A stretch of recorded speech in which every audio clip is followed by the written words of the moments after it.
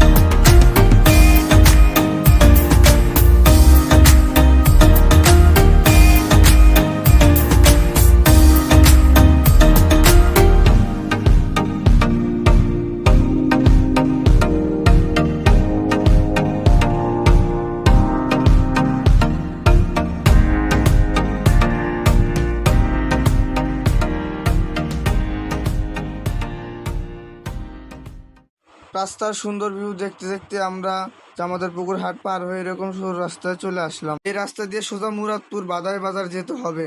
তো চলুন যাওয়া যাক সেই মুরাদপুর ভাদাই বাজার।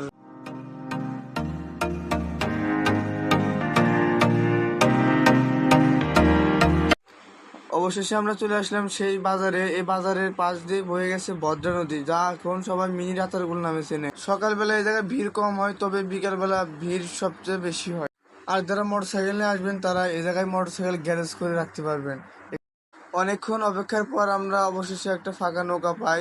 নৌকা ভাড়া জন প্রতি 40 টাকা। এই 40 টাকার বিনিময়ে আধা ঘন্টার মতো ঘুরে দেখাবে।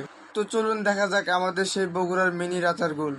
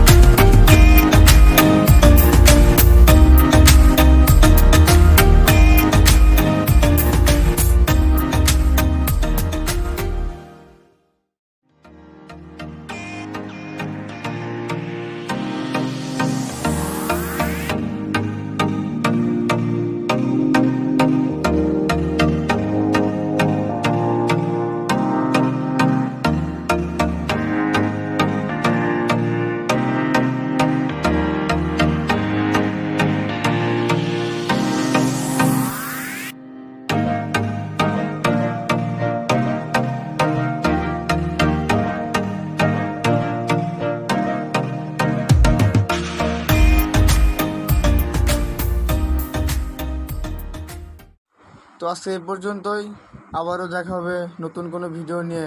সবাই ভালো থাকবেন, সুস্থ থাকবেন, আল্লাহ হাফিজ।